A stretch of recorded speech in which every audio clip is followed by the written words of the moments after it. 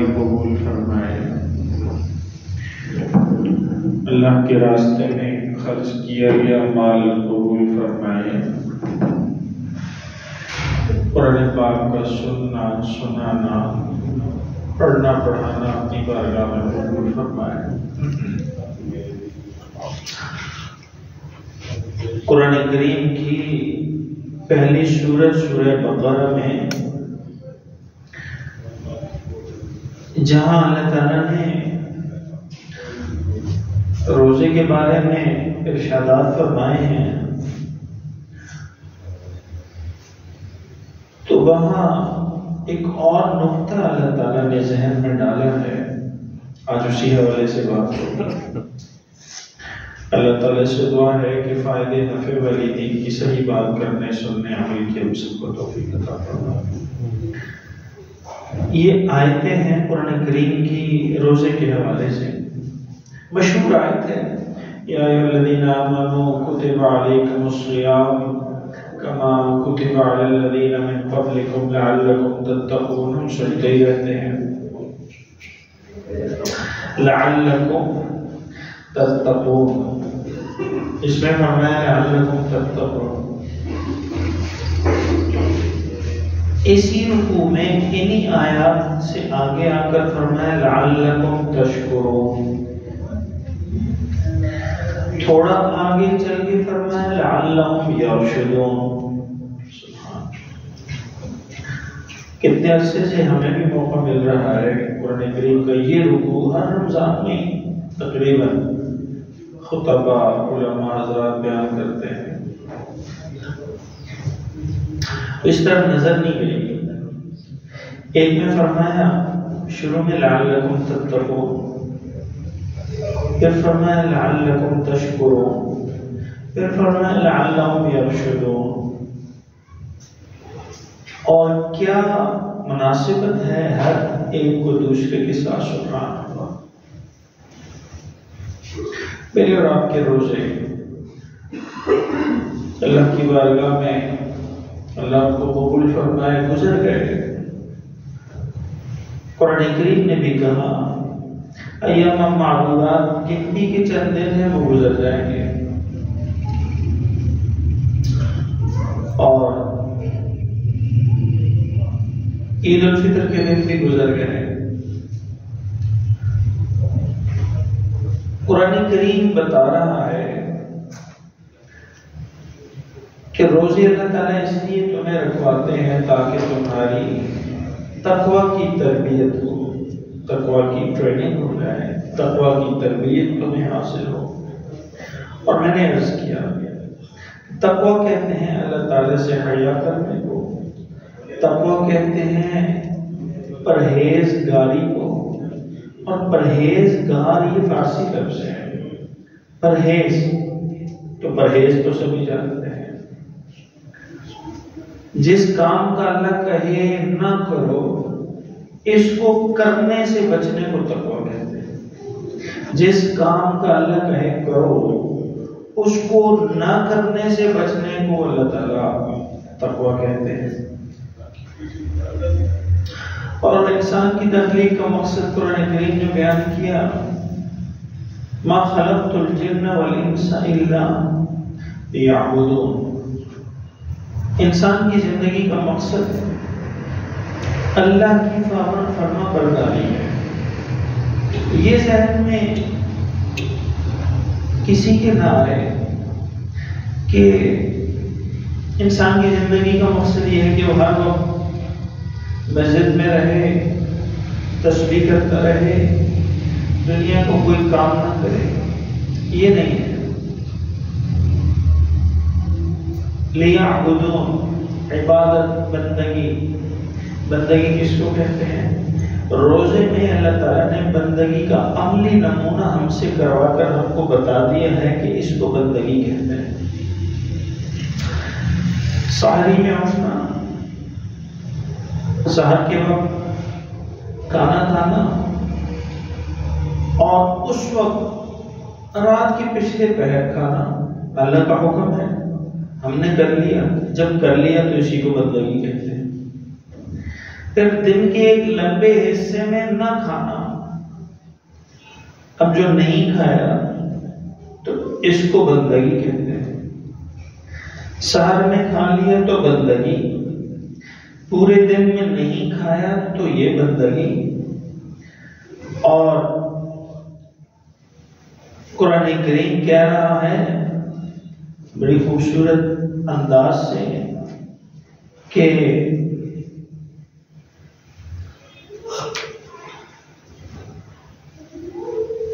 پھر شام تک جو میں اور آپ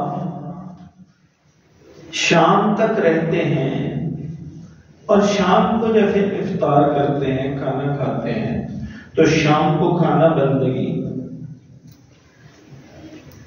ہر عمل میں اللہ تعالیٰ کے حکم کے ساتھ آپ چلیں گے، اس کو مان کر، یہی بندگی ہے، یہی عبادت ہے.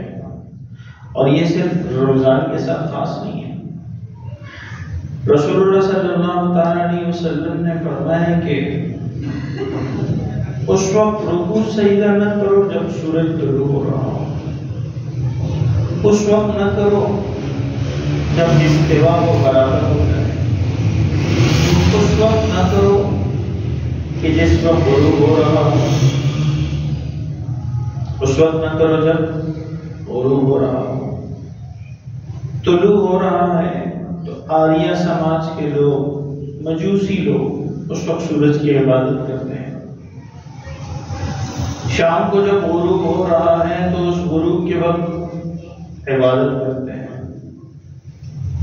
اس وقت نہ کرو. علماء نے لکھا ہے کہ اگر کوئی اللہ کے منع کردہ وقت کے اوقات میں عبادت کرے گا تو یہ حرام کام ہے. حالانکہ ذہن میں آ سکتی ہے کہ نماز پڑھنا تو حرام کام نہیں ہو سکتا، لیکن جب اللہ کہے تو کرو، جب اللہ کہے نہ کرو تو نہ کرو. کھانا پینا بنیادی طور پر انسان کی بنیادی ضرورت ہے. کوئی فرد ایسا نہیں ہے جو کھانے پینے کے بغیر رہ سکے. بنیادی ضرورت ہے، اس کے بغیر زندگی کا تصور نہیں ہے. اور اللہ تعالیٰ چھوڑا رہے ہیں کھانا.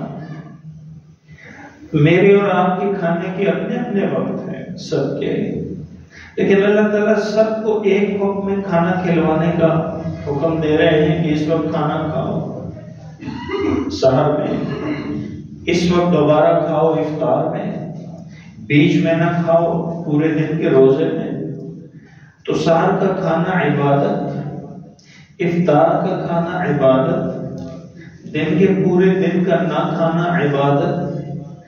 5 اوقات میں جو مجوزہ اوقات ہیں ان میں نماز پڑھنا عبادت، جو اوقات منع ہیں ان میں نہ پڑھنا عبادت. جانور کا ذبح کرنا کوئی آسان چیز نہیں ہے، اس کو ذبح سے تکلیف ہوتی ہے. اب جانور ذبح کر رہے ہیں تو اس کو تکلیف ہو رہی ہے. اور رسول اللہ صلی اللہ علیہ وسلم کی تعلیمات اس معاملے میں کتنی حساس ہیں کہ صحابی ہیں حضور کے صلی اللہ علیہ وسلم، وہ سواری پر تشریف فرما ہیں اور دوسرے ساتھی سے بات کر رہے ہیں. تو حضور صلی اللہ علیہ وسلم نے فرمایا کہ تھوڑی دیر ہوگی بات چیت کی ہوئی ہے، لیکن حضور نے فرمایا کہ سواری سے اتر کر بات کرو. یہ جو سواری پر بیٹھے بیٹھے بات کر رہے ہو یہ نہ کرو، سواری سے اتر کر بات کرو. اتنی دیر میں سواری آزاد ہوگی، اس کو راحت ہو جائے گی، اس پر بوجھ نہیں ہوگا. لیکن اسی جانور کو، جس جانور کو اتنی تکلیف دینا بھی، کسی جانور کو بھی تکلیف دینا حرام ہے، ناجائز تکلیف دینا، مارنا پیٹنا. تو یہ جس جانور کو تھوڑی سی تکلیف دینا بھی حرام ہے، ناجائز ہے، اس کو اللہ کے حکم کے مطابق آپ جب ذبح کر لیتے ہیں تو یہی تکلیف دینا بھی حلال اور جانور بھی حلال۔ پورا جو اسلامی، میں نے عرض کیا، جو اسلام کی ترتیب ہے وہ ساری کی ساری ہمیں اللہ تعالیٰ بتا رہے ہیں۔ جب اللہ کہے کر لو تو یہ عبادت، جب اللہ کہے نہ کرو تو یہ عبادت۔ اور یہاں مجھے اور آپ کو قرآن کریم کی ایک بڑی خوبصورت آیت ہے، ان رحمت اللہ قریب من المحسنین۔ اللہ تعالیٰ کی رحمت نیکی کرنے والوں کے پاس ہے، ان کے قریب ہے جو نیکی کرتے ہیں۔ تو یہ میں اور آپ جو بیٹھے ہیں تو ہم مسجد میں ہیں، اللہ کے گھر میں ہیں، کوئی گناہ نہیں کر رہے، تو میرے اور آپ کے اوپر الحمدللہ اللہ کی رحمت اتر رہی۔ تو کیا معلوم ہوا؟ جب انسان گناہ نہیں کرتا تو اس پر اللہ کی رحمت اترتی ہے۔ جب انسان گناہ میں نہیں ہوتا تو اس پر اللہ کی رحمت اترتی ہے۔ میں اور آپ اس وقت پاکیزہ ماحول میں، ہم کوئی گناہ نہیں کر رہے،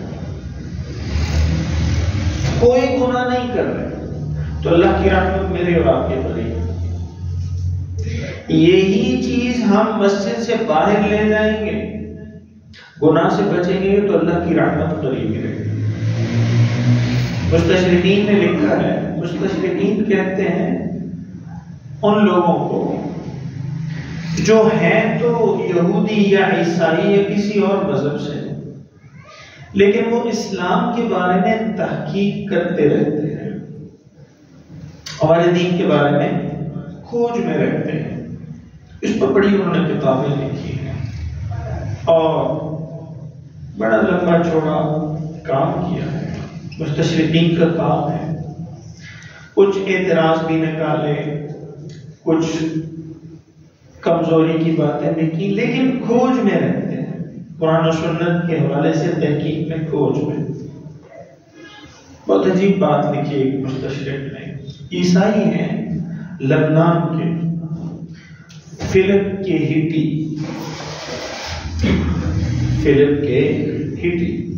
انہوں نے لکھا ہے کہ اسلام کا جو یہ نظام صلاۃ ہے مسجد کے ساتھ جماعت کی پابندی کا، یہ بہت عجیب ہے کہ مسلمانوں کو اللہ تعالیٰ نے حکم دیا ہے کہ مسلمانوں کو، مجھے اور آپ کو حکم ہے کہ ہم ایک امام کو منتخب کر لیں اور اس کے پیچھے نماز پڑھیں، وہ رکوع میں جائے تو ہم بھی رکوع میں جائیں، وہ سجدے میں جائے تو ہم بھی سجدے میں جائیں، وہ تحیات میں بیٹھے تو ہم بھی تحیات میں بیٹھیں۔ اور یہ جو رکوع یا سجدے میں آپ کا جانا ہے، یہ میرے کہنے کی وجہ سے نہیں ہے، یہ اللہ کے حکم کی وجہ سے۔ میرے کہنے پہ آپ نہیں جاتے، میرے کہے پہ آپ رکوع میں نہیں جاتے، میرے کہے پہ آپ سجدے میں نہیں جاتے، یہ تو اللہ کے کہے پہ جاتے۔ اور کوئی مسلمان ایسا نہیں ہے کہ جب امام رکوع میں جائے تو وہ یہ کہے کہ میں تو آپ کے ساتھ ابھی رکوع میں جانے کو تیار نہیں ہوں، میں چونکہ زیادہ پڑھا لکھا ہوں، میں پی ایچ ڈی اسکالر ہوں، میں انجینئر ہوں، میں ڈاکٹر ہوں، میں فلاں بڑے عہدے پر ہوں، میں دنیا کو بہت اچھے طریقے سے سمجھتا ہوں، تو آپ سب رکوع میں چلے جائیں، میں رکوع میں جانے کو تیار نہیں۔ کوئی ایسا نہیں کہ جو امام سجدے میں ہو اور وہ کہے نہیں میں سجدے میں جانے کو تیار نہیں ہوں، وہ سجدے میں بھی آپ کے ساتھ ہوگا، رکوع میں بھی آپ کے ساتھ ہوگا، اللہ کے کہے کے مطابق۔ ایک کو منتخب کیا، اس کو آگے کیا، اس کو آگے کر کے جیسے اللہ کے حکم کے مطابق وہ کہہ رہا ہے میں اور آپ کر رہے ہیں۔ تو اس مستشرق نے لکھا ہے یہی مسلمان امت اور قوم اگر مسجد سے باہر کی زندگی میں جو اولو الامر ہے جو بڑا ہے، جو جس شعبے کا بڑا ہے، جو ان کا بڑا ہے، اس کے کہے پر سب متفق ہو کر چلیں تو دنیا میں مسلمانوں سے زیادہ طاقتور قوم اور کوئی بھی نہیں. کسی کے پاس یہ نظام نہیں، کسی کے پاس. اور صحابہ رضوان اللہ تعالیٰ علیہم اجمعین نے یہ کر کے بھی دکھایا ہے. سیف اللہ و رسولہ حضرت سیدنا خالد بن ولید رضی اللہ تعالیٰ عنہ جب مسلمانوں کی ہر درجہ امید کی وابستگی آپ سے ہو گئی اور یہ یقین بننے لگا اور یہ بات پھیل گئی کہ جس جنگ میں خالد سیف اللہ ہوں گے، خالد بن ولید رضی اللہ تعالیٰ عنہ ولید کے بیٹے ہیں، جس جنگ میں خالد ہوں گے اور جن کو رسول اللہ نے اللہ کی تلوار کہا ہے، یہ ہوں گے، اس جنگ میں کبھی مسلمانوں کو شکست نہیں. یہ جب ذہن بننے لگا اور یہ بات پھیل گئی اور صحابہ کرام رضوان اللہ تعالیٰ علیہم اجمعین کی بھی یہ طلب ہونے لگی کہ جنگی مارکے کی قیادت خالد کے علاوہ کسی کے ہاتھ میں نہ ہو. چونکہ خالد ہوں گے تو کامیابی بھی ہوگی. تو سیدنا عمر رضی اللہ تعالیٰ جن کو اللہ تعالیٰ نے ہر درجہ فراست ایمانی سے نوازا، اور میں نے رمضان مبارک کے جمعے میں عرض کیا تھا کہ بہت ہلکا لے لیتے ہیں مسلمان صحابہ کی بات کو بعض اوقات، اللہ معاف فرمائے. عمر وہ شخص ہیں کہ سب نبیوں کے نبی رسول اللہ صلی اللہ تعالی علیہ وسلم، سب نبیوں کے نبی ہیں رسول اللہ صلی اللہ تعالی علیہ وسلم. حضور فرما رہے ہیں کہ اگر نبوت کا سلسلہ جاری رہتا، یہ بند نہ ہوتا، مجھ پر آ کر اس کا اختتام نہ ہوتا، تو میری نگاہ کہہ رہی ہے، میری بصیرت کہہ رہی ہے، میرا علم اور تجربہ کہہ رہا ہے، میرا مشاہدہ کہہ رہا ہے کہ نبوت کا سلسلہ اگر مجھ پر ختم نہ ہوتا اور کسی اور کو نبی بنانا مقصود ہوتا تو وہ عمر ہی ہو سکتے تھے نبی کے درجے میں. اتنے بڑے شخص.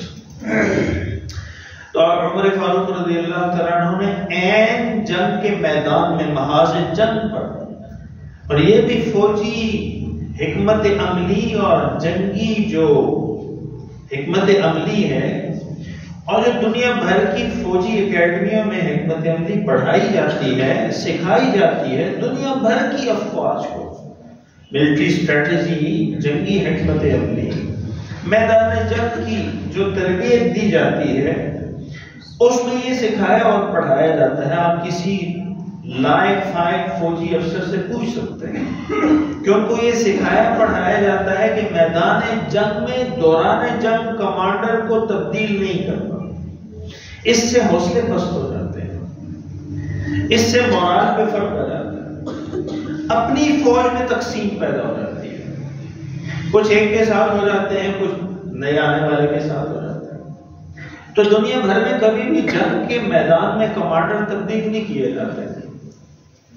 لیکن عمر رضی اللہ تعالیٰ عنہ نے خالد بن ولید رضی اللہ تعالیٰ عنہ کو عین میدان جنگ میں سبکدوش فرمایا، اور آپ ایک عام فوجی افسر اور عام فوجی سپاہی اور فوجی کمانڈر کے طور پر تو جنگ میں لڑے، لیکن پوری جنگ کی قیادت آپ سے لے لی گئی اور اللہ تعالیٰ نے وہاں بھی فتح عطا فرمائی. تو میں یہ عرض کر رہا ہوں کہ قرآن کریم اور ہمارا مذہب، ہمارا اسلام، ہمارا دین ہمیں یہ بتا رہا ہے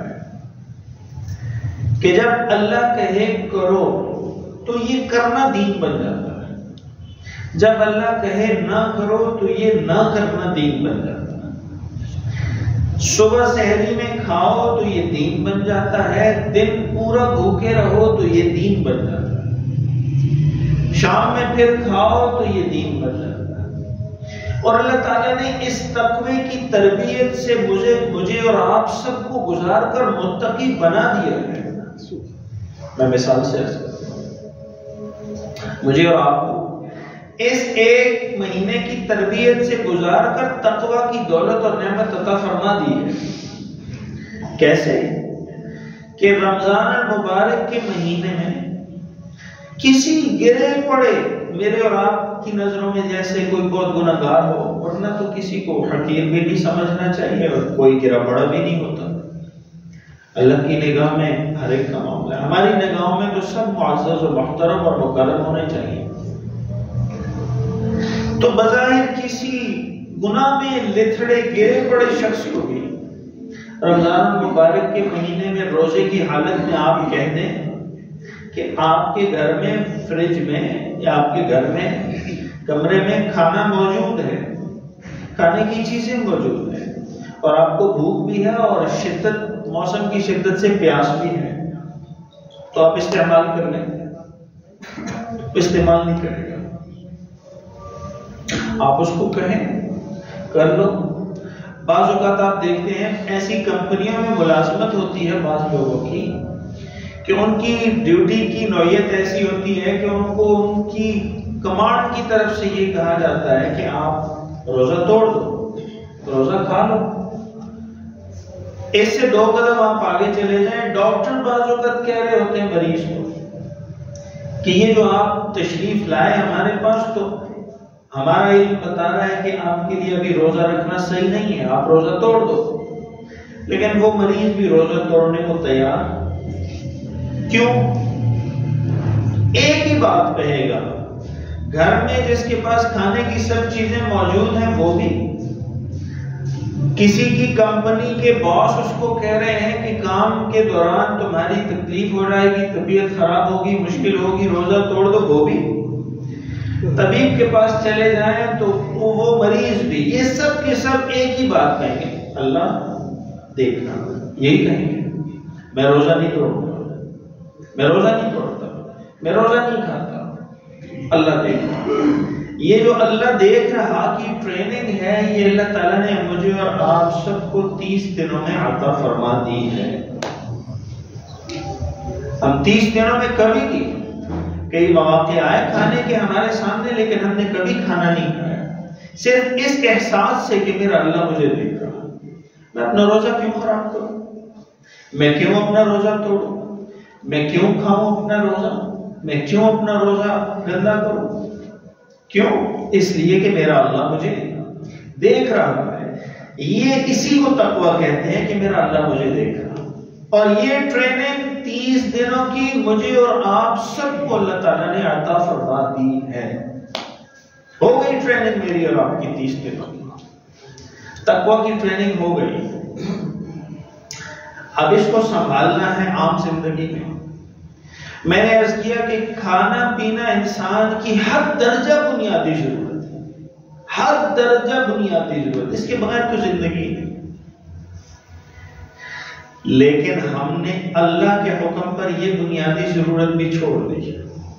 اللہ نے کہا چھوڑ دو، تو ہم نے اپنی زندگی کی ہر درجہ بنیادی ضروریات زندگی میں پہلی ضرورت پانی پھر کھانا دونوں چھوڑ دی اللہ کی کہنے پر۔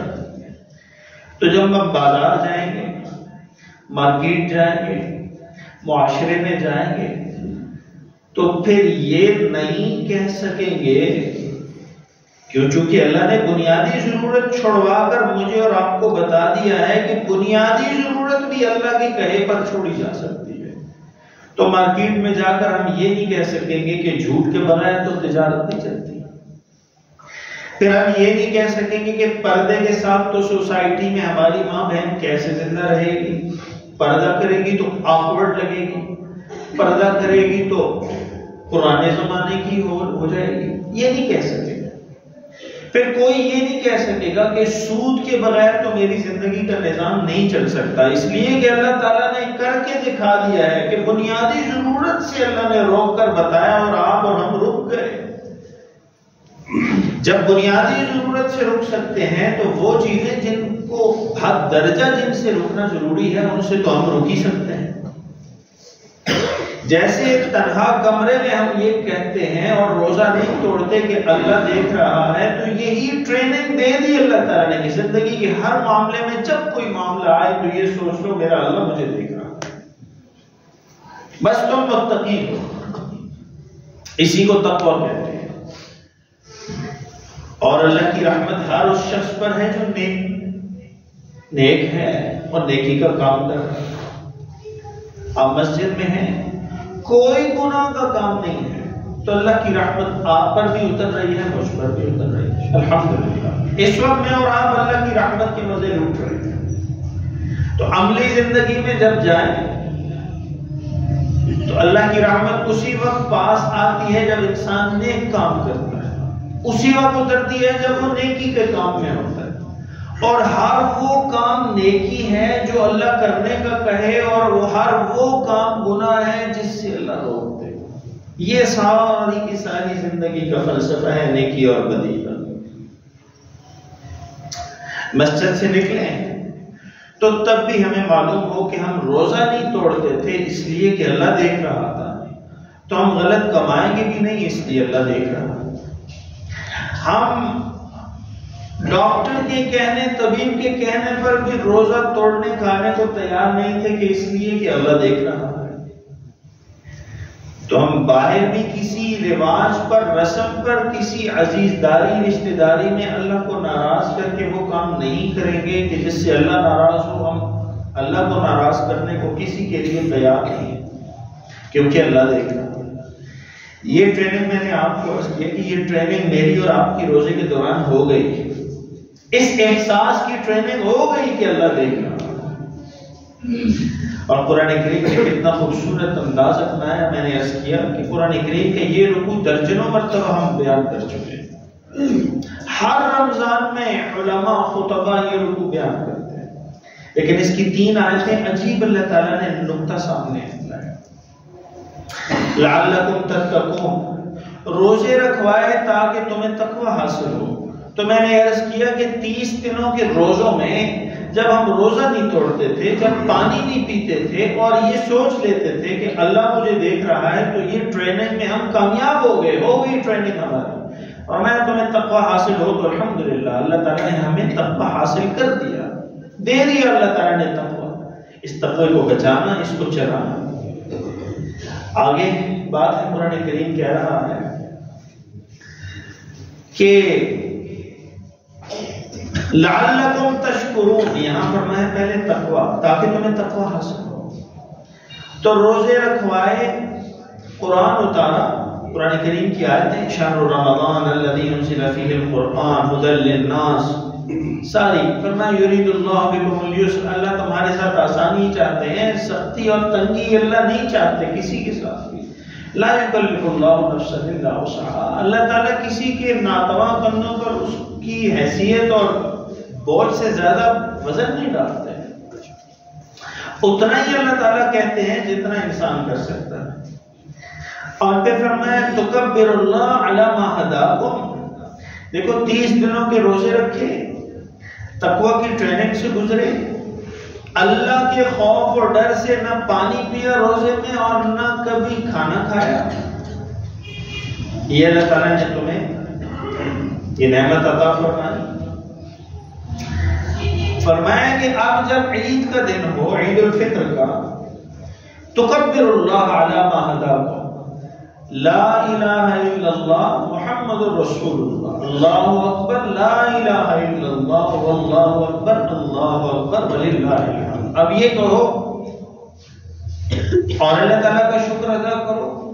اور فرمایا لعلکم تشکرون، 30 دنوں کے روزے رکھوائے، تقوی کی ٹریننگ ہو گئی، تقوی بھی دے دیا، تمہارے اندر یہ احساس ہم نے پیدا کر دیا ہے۔ روزے کے دوران جب تم سامنے کوئی چیز آتی تھی تو نہ پیتے تھے نہ کھاتے تھے، اور تمہارے اندر احساس ہوتا تھا کہ مجھے اللہ دیکھ رہا ہے۔ تو یہ احساس جب اللہ تعالیٰ نے تمہیں دے دیا تو اب اس احساس کی برکت سے تمہیں میسر یا نئے کپڑے جو پہنے ہیں وہ پہن لو، نہا دھو لو، تیار ہو جاؤ، اللہ کی تسبیح، تحمید، تحلیل، تکبیر بیان کرو، اور عید الفطر، دیکھیں عید کہتے ہیں خوشی کو، فطر افطار سے ہے، خوشی کا افطار، روزوں کی خوشی کے بعد افطار، کھانا پینا۔ تو عید کا دن آیا، اس میں اب خوشی مناؤ، جائز حدود میں رہ کر خوش ہو کہ اللہ نے تقوی کے 30 دنوں میں تمہیں گزارا اور تمہیں حاصل بھی ہو گیا، تمہارے اندر یہ چیز پیدا ہو گئی کہ مجھے اللہ دیکھ رہا ہے، میں نے کوئی ایسا کام نہیں کرنا جس سے میرا اللہ ناراض ہو۔ لعلکم تشکرون، اسی لیے ہم نے روزے رکھوائے، پھر یہ خوشیاں عطا کی تاکہ تم شکر ادا کرو۔ شکر بھی بنتا ہے، اور یہ بھی مفسرین نے لکھا کہ شکر انسان کے دل میں، آپ جانتے ہیں کہ بعض اوقات بغیر ارادے کے بھی شکر کی کیفیت پیدا ہو جاتی ہے۔ کیسے؟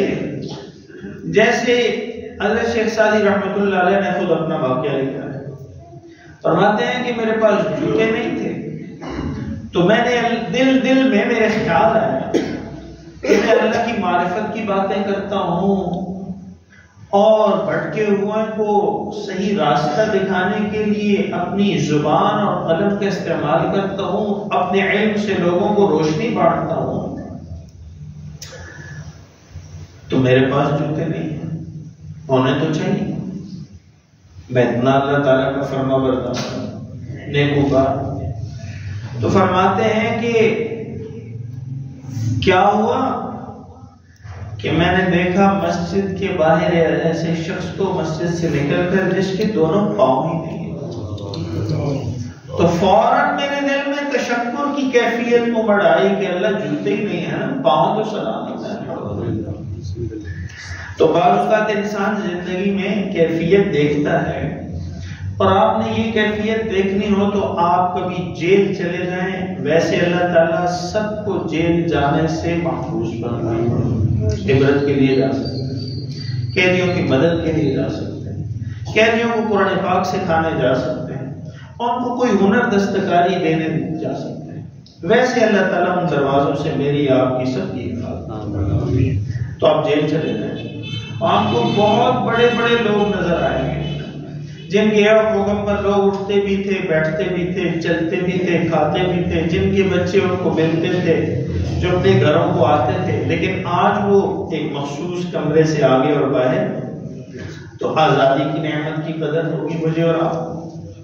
میرے اور آپ کے پڑوس میں ہسپتال ہے، یہاں چلے جائیے تو آپ کو پتہ ہوگی جس کی اللہ کے نظام کے مطابق ہضم کا اور اخراج کا نظام خراب ہو جائے، جس کو بیگ لگ جائے باہر، پیٹ سے باہر، آپ اس کو دیکھیں گے تو پھر آپ اللہ تعالیٰ کی نعمت کا شکر ادا کریں گے کہ میرے مولا نے مجھ پر کتنا فضل، کتنا شکر ہے، کتنا کرم ہے اللہ تعالیٰ کا مجھ پر کہ میرے ساتھ تو یہ نہیں ہے۔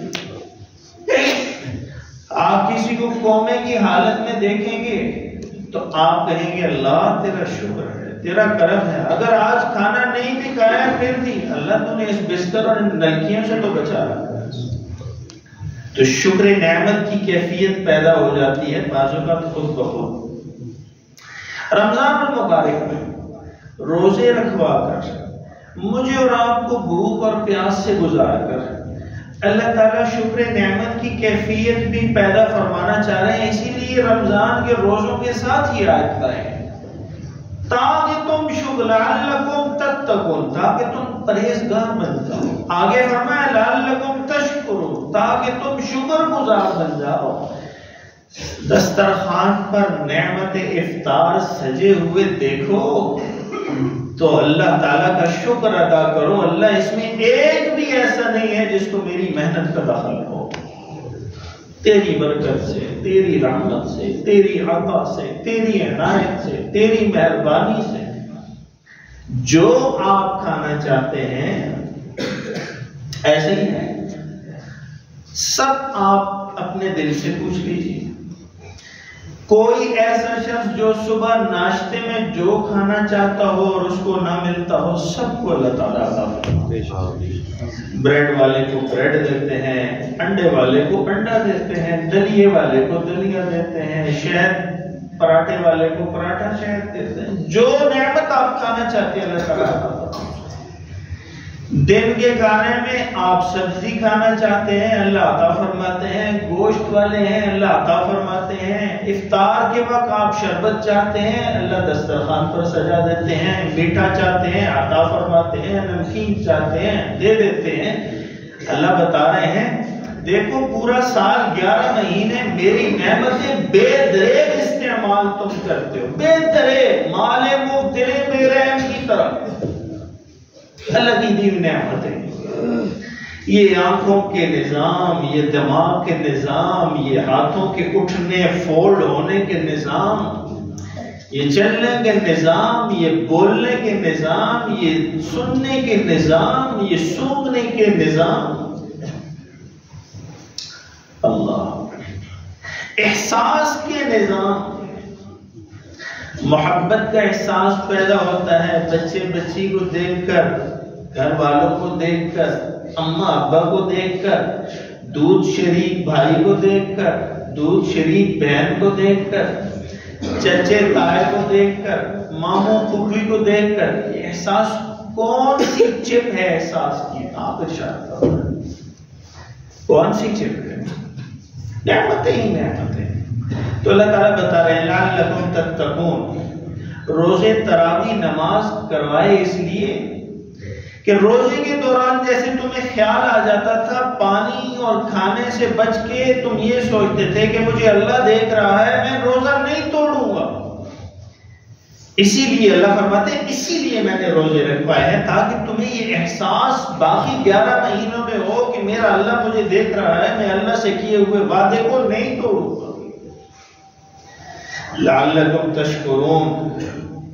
11 مہینے اللہ رب العزت کی نعمتوں کو بے دریغ استعمال کرتے ہوئے کبھی فکر نہ بھی آئے تو ایک مہینے کے سحر اور افطار کی برکتوں سے تمہیں یہ فکر حاصل ہو جانی چاہیے اور ہو جائے گی کہ اللہ تعالیٰ کی میری زندگی پر کتنے کرم ہیں، کتنی مہربانیاں ہیں، کتنی عطائیں ہیں، کتنی عنایتیں ہیں. تو ناشکری کا مرض نکل جائے گا اور شکر نعمت کی توفیق اللہ تعالیٰ عطا فرمائے گا. لعلکم تشکرون. یہ ہے کہ قرآن کریم، قرآن پاک جس سے میں اور آپ کافی دور ہیں. یہ میری اور آپ کی زندگی میں اس کا کوئی اتنا زیادہ عمل دخل نہیں. معذرت کے ساتھ سب کی زندگی میں یہ نہیں ہے کہ میں جنید بغدادی ہوں اور آپ کوئی اور سیارے سے آئے ہیں اور میں کسی اور سیارے سے ہوں. میں نے لفظ یہ عرض کیا ہے میری اور آپ کی زندگیوں میں معذرت کے ساتھ، معافی کے ساتھ اس کا کوئی عمل دخل. لیکن اس کا عمل دخل ہونا کتنا چاہیے؟ کیا کیا باتیں کرتا ہے یہ، کیسے کیسے سکھاتا پڑھاتا سمجھاتا ہے انسان کو. اللہ اکبر. واقعی ہدایت کی کتاب ہے، واقعی روشنی کا مینار ہے، واقعی دلوں کی شفا ہے، واقعی انسان کو انسان بنانے کے لیے یہ اتاری ہے اللہ تعالیٰ نے. کیسا مضمون لائے ہیں اللہ تعالیٰ نے، میں کور نہیں کر سکتا اپنی کم علمی کی وجہ سے، اپنی بے بضاعتی کی وجہ سے، اپنی جہالت کی وجہ سے. فرمایا لعلکم تتقون. روزے رکھ کے تقوی اللہ تعالیٰ نے 30 دنوں میں تمہیں دے دیا ہے تو اس کی حفاظت کرو. اور لعلکم تشکرون. جتنی نعمتیں اللہ تعالیٰ نے عطا فرمائی ہیں تو ناشکری کا بول نہ بولا کرو، شکر میں ڈوب کے رہا کرو کہ اللہ تیرا کرم ہے، تو نے جو مجھے رکھا ہے تو یہ تو میری اوقات اتنی نہیں. اور آگے فرمایا اذا سألک عبادی عنی فإنی قریب اجیب دعوت الداع اذا دعان فلیستجیبوا لی.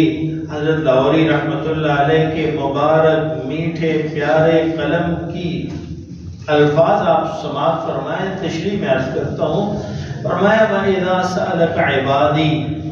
اور جب اے محمد عربی صلی اللہ تعالی علیہ وسلم آپ سے میرے بندے میرے متعلق سوال کریں فإنی قریب، تو انہیں بتائیں کہ میں نزدیک ہوں، اجیب دعوت الداع اذا دعان، ہر دعا کرنے والے کی دعا کو قبول کرتا ہوں جب جب وہ مجھے پکارتا ہے۔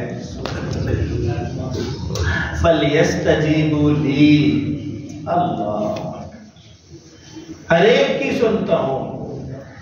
جب میں سنتا ہوں تو دوستی تو دو طرفہ ہوتی ہے، دوستی ایک طرفہ نہیں۔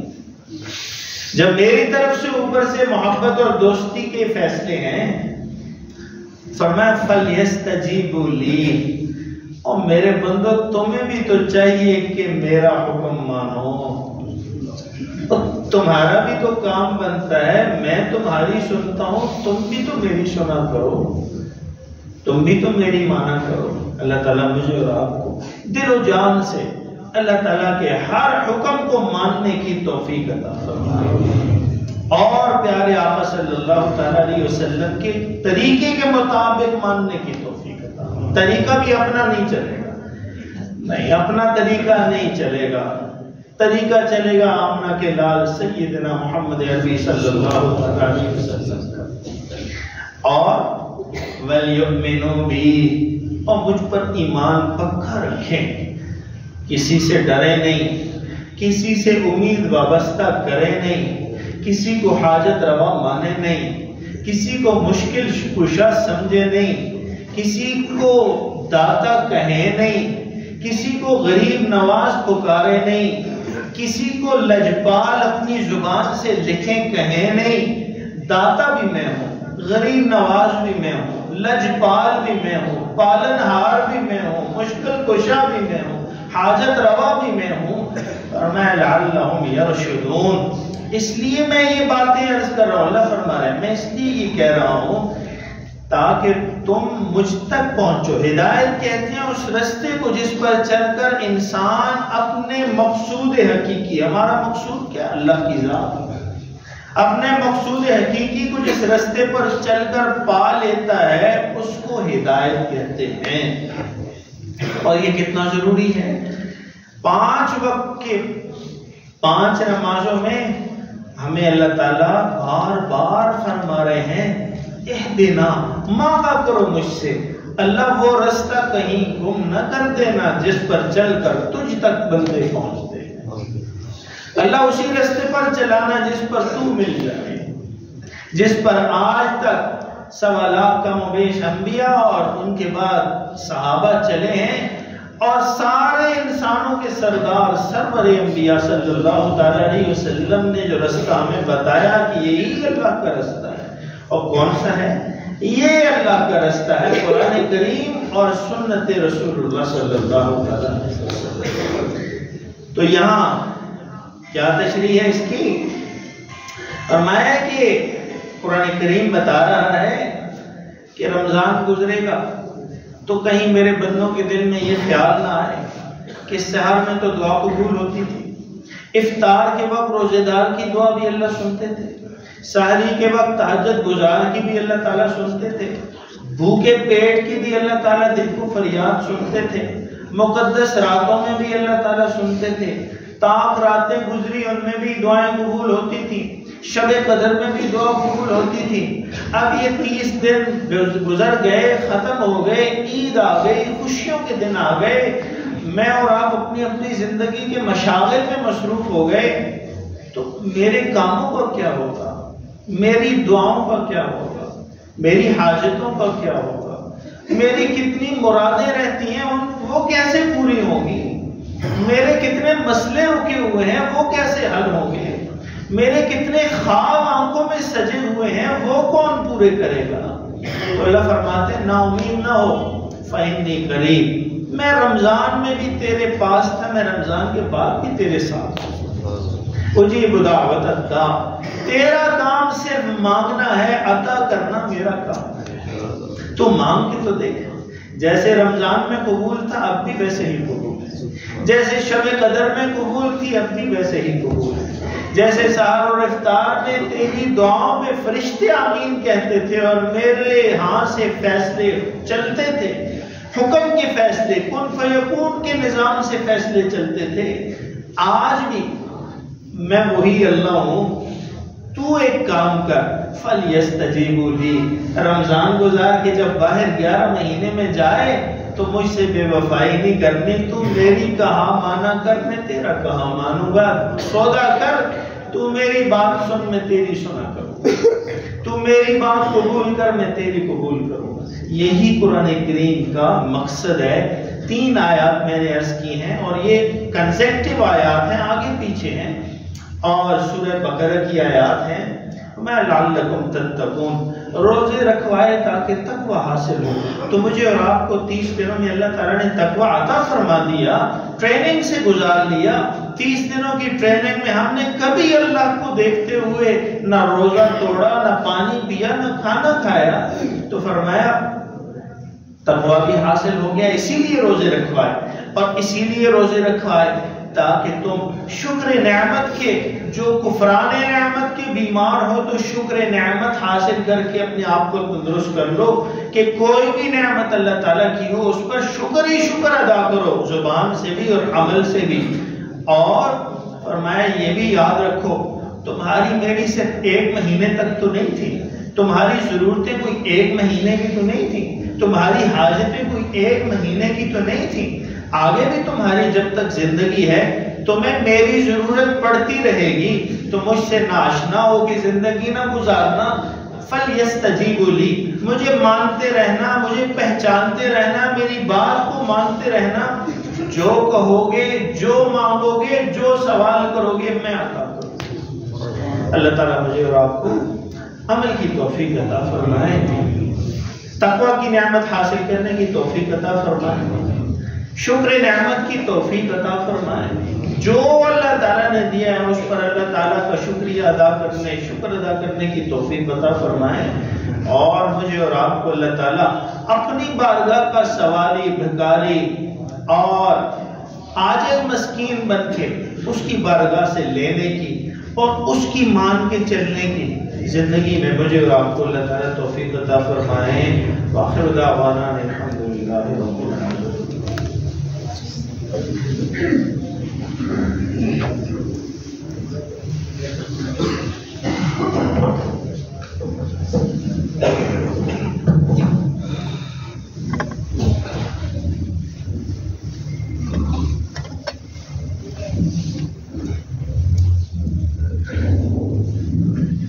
اللہ اکبر، اللہ اکبر، اللہ اکبر، اللہ اکبر، اشہد ان لا الہ الا اللہ، اشہد ان لا الہ الا اللہ، اشہد ان محمد رسول اللہ، اشہد ان محمد رسول اللہ، حی علی الصلاة، حی علی الصلاة،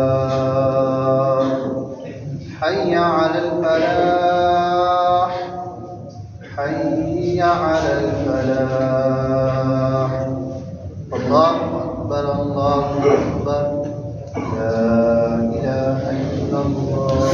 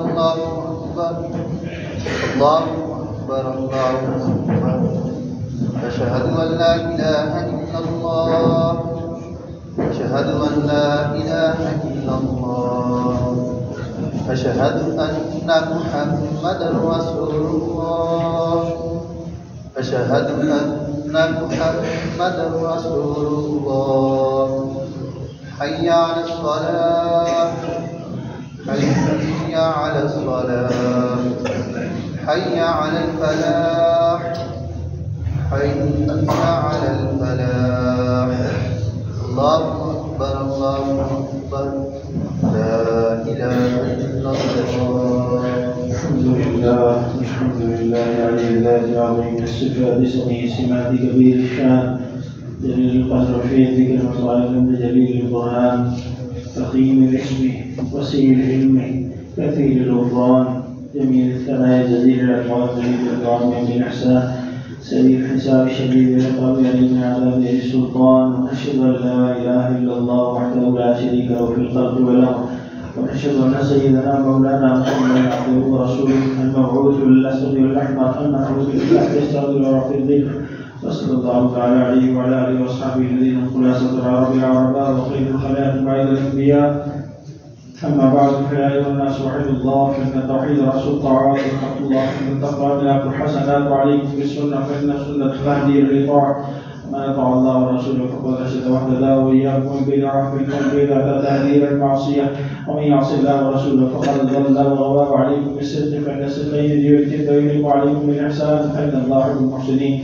ولا تقنطوا من رحمة الله فإنه أرحم الراحمين ولا تحبوا الدنيا فتكونوا من الخاسرين ألا وإن نفسا لتموت حتى تستكمل رزقها واتقوا الله واجملوا في الطلب وتوكلوا عليه فإن الله يحب المتوكلين وادعوا فإن ربكم يجيب الداعين واستغفروا جند الدنيا وبنين فاعوذ بالله من الشيطان الرجيم وقال ربكم ادعوني أستجب لكم من الذين يستكبرون عن عبادتي سيدخلون جهنم داخلين بارك الله لنا ولكم في القرآن العظيم ونفعنا وإياكم بالآيات والذكر الحكيم أستغفر الله ولكم ولسائر المسلمين واستغفروه إنه هو الغفور الرحيم.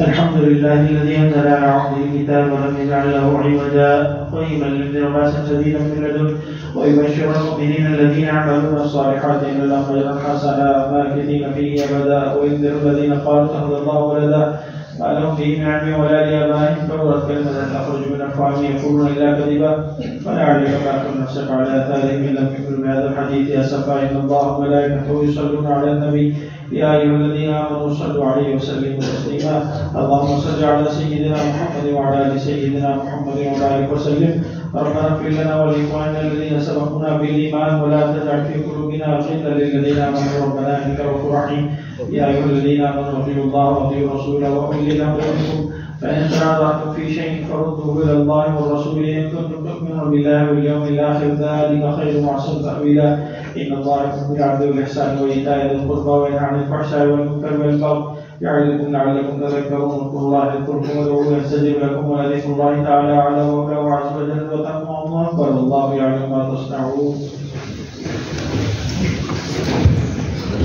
आगे बढ़ के सफों को बता लें।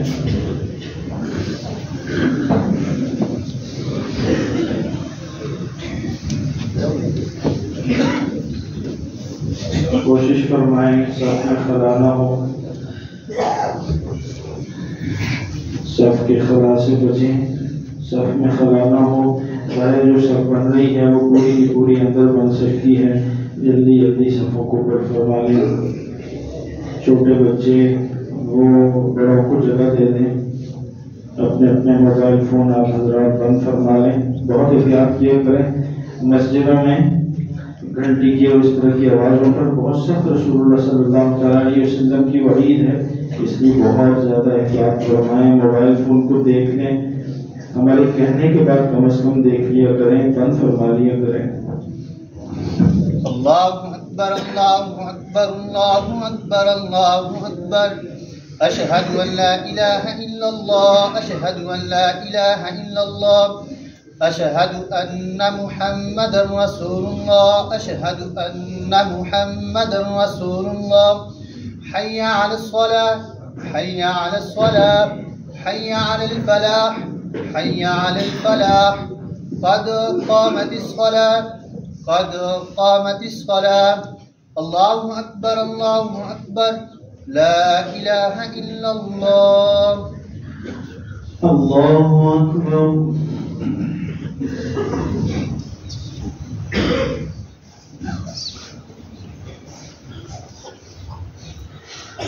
الحمد لله رب العالمين الرحمن الرحيم مالك يوم الدين إياك نعبد وإياك نستعين اهدنا الصراط المستقيم صراط الذين أنعمت عليهم غير المغضوب عليهم ولا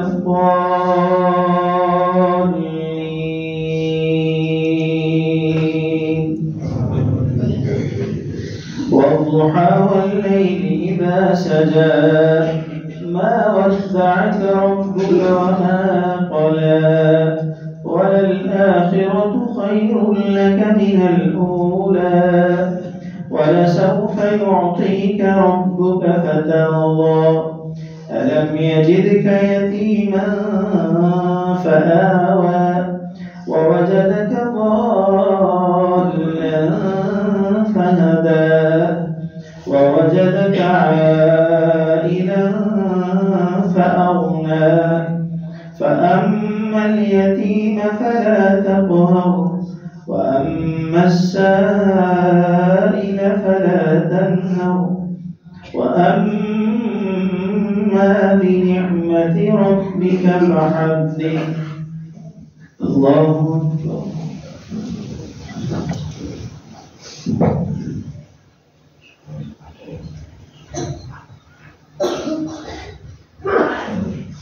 سمع الله لمن حمده الله أكبر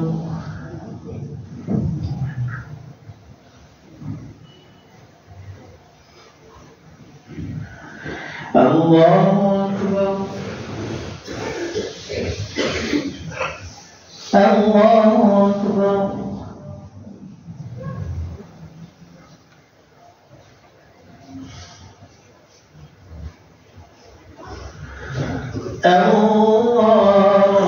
الله أكبر الحمد لله رب العالمين الرحمن الرحيم مالك يوم الدين إياك نعبد وإياك نستعين اهدنا الصراط المستقيم صراط الذين أنعمت عليهم غير المغضوب عليهم ولا الضالين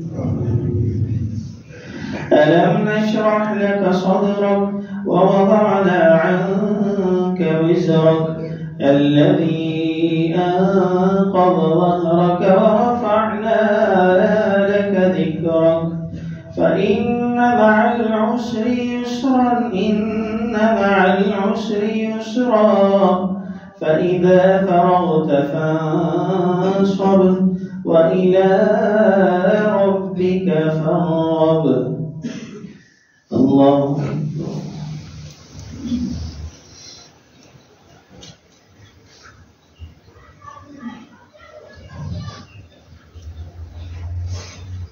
سمع الله لمن حمده الله أكبر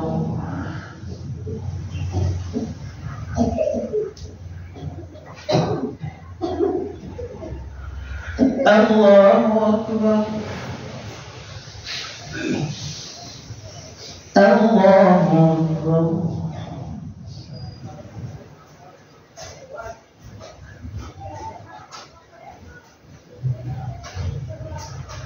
الله أكبر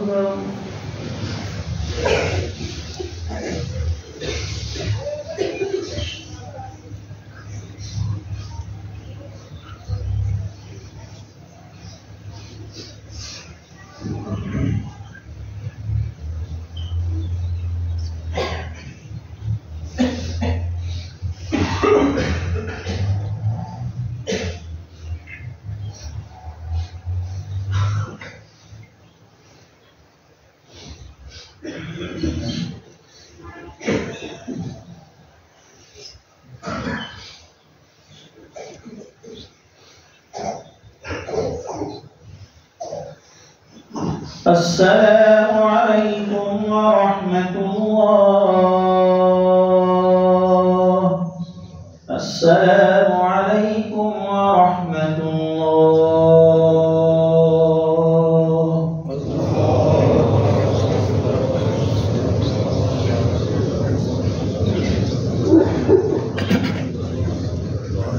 اللہم آمین وعظم اللہ ہم سب کی اپنی بارگاہ میں حاضری کو قبول فرما اللہ ہماری سارے صغیر کبیر گناہوں کو معاف فرما اللہ ہماری ساری زندگی کی غلطیوں سے درگزر فرما اللہ ہمارے عیبوں کی پردہ پوشی فرما یا اللہ ہمیں رسول اللہ صلی اللہ تعالیٰ علیہ وسلم اور قرآن کریم کے ساتھ سچا تعلق اور عمل کرنے کی توفیق نصیب فرما یا اللہ جو بیمار ہیں جس قسم کی بیماری میں مبتلا ہیں بیماری کی وجہ سے پریشان ہیں اللہ سب کو شفاء کامل عاجل مستقبل نصیب فرما مقروضوں کے قرضے خزانہ غیب سے ادا فرما رزق کی برکتیں حاصل فرما حرام مشکوک سے ہم سب کی ہمارے گھر والوں کی نسل اولاد کی حفاظت فرما ہم سب کو اپنے والدین کی اطاعت فرما برداری جانی مالی خدمت کی توفیق نصیب فرما